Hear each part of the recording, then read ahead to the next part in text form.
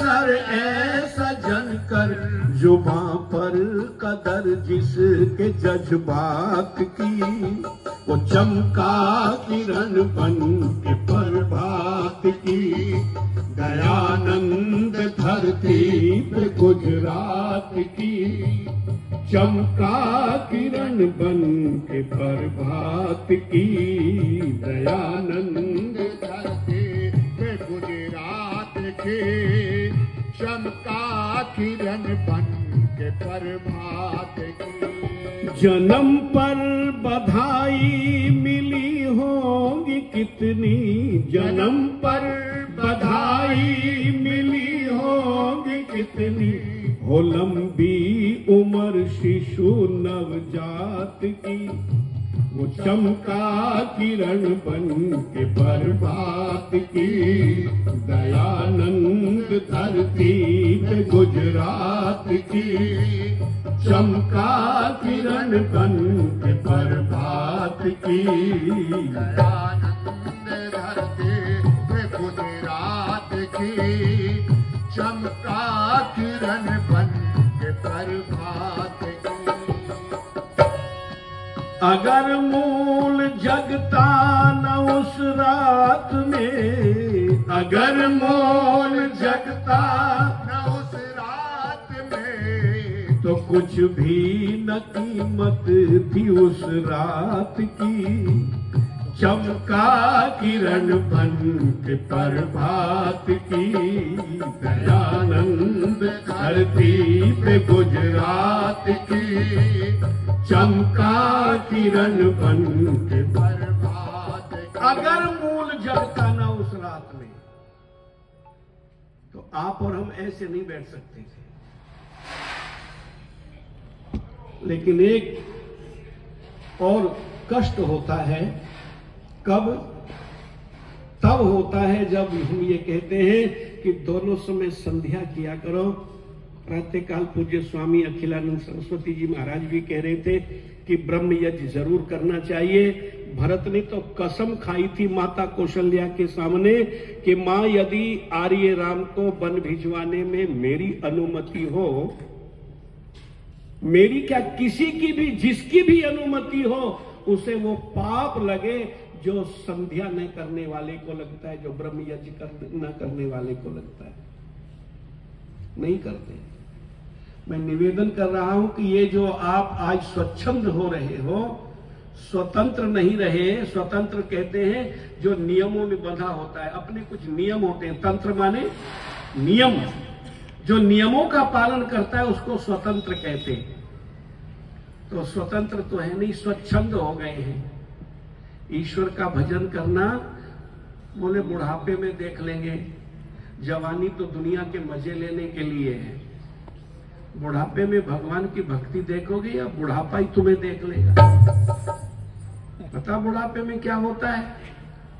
आंख पे चढ़ेगा जाला, नाक से बहेगा नाला, लाठी से पड़ेगा पाला जरा जिंदगानी में, और खड़े खड़े वस्त्रों में करोगे मलमूत्र त्याग, पड़े पड़े थूकते रहोगे पीकदानी में।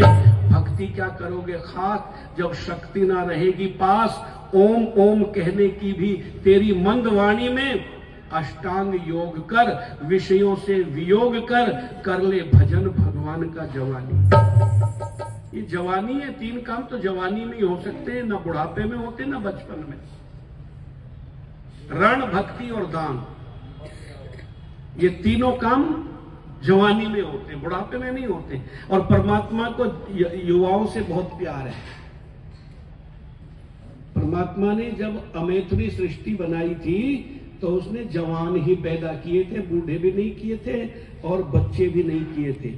यदि वो बच्चे बनाता तो उससे पहले जंगली पशु, खूंखार पशु वो बहुत थे, उनकी रक्षा कौन करता? बच्चों की। और बूढ़े पैदा करता तो फिर उनमें आगे सृष्टि चलाने का सामर्थ्य न होता।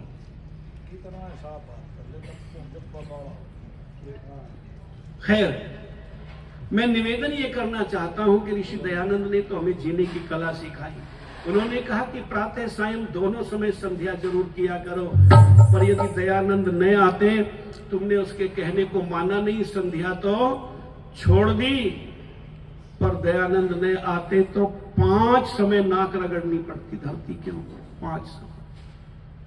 शायद समझ गए होंगे आप मेरी बात को।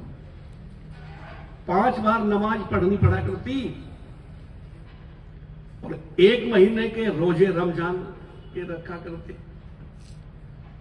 दयानंद ने आकर के चेताया और भूली बिसरी वैदिक संस्कृति की ओर हमारा ध्यान आकृष्ट किया, पर अगर वो भी उस रात में न जगता तो उस रात की कोई कीमत नहीं थी। पर वो भी महापुरुष, देखो महापुरुषों का अपना एक अलग ही इतिहास होता है।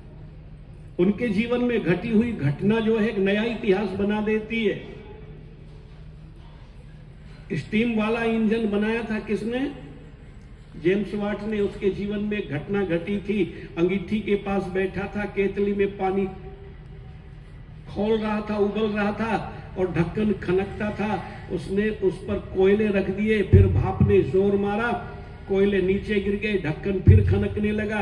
उसने फिर और 3-4 कोयले और रख दिए, भाप ने फिर जो है शक्ति से भाप की, वो कोयले फिर गिर गए। उसने सोचा कि इसमें भाप में शक्ति है और उसने इंजन बना दिया।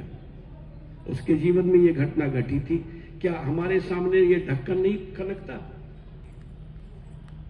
न्यूटन ने एक सिद्धांत दिया ग्रेविटी का, ग्रेविटी कहते हैं, ग्रेविटी इसको गुरुत्वाकर्षण। पर ये कोई नई बात नहीं कही थी उसने। भास्कराचार्य जी जो इससे 10,000 साल पहले हुए, 10,000 साल पहले, उन्होंने सिद्धांत दिया था कि प्रत्येक वस्तु अपने भंडार की ओर जाती है। अग्नि को आप कोशिश करो नीचे को जाने के लिए, नीचे को नहीं जाती, उसकी लपटें ऊपर कोई जाती हैं। पानी को आप लाख कोशिश करो, स्वभाव से पानी ऊपर नहीं चढ़ता, पानी गहराई में को जाता है, क्योंकि उसका जो भंडार समुद्र है वो नीचा गहरा है। सूर्य का प्रकाश। और पेड़ से टूटा हुआ फल या पत्ता वो तो पृथ्वी पर ही गिरेगा, क्योंकि उसका भंडार ही पृथ्वी है। प्रत्येक वस्तु अपने भंडार की ओर जाती है। पर फिर भी न्यूटन ने सेब टूटते हुए नीचे गिरता देखा था। वो फल देख करके उसने ये सिद्धांत दिया कि पृथ्वी में गुरुत्वाकर्षण शक्ति है।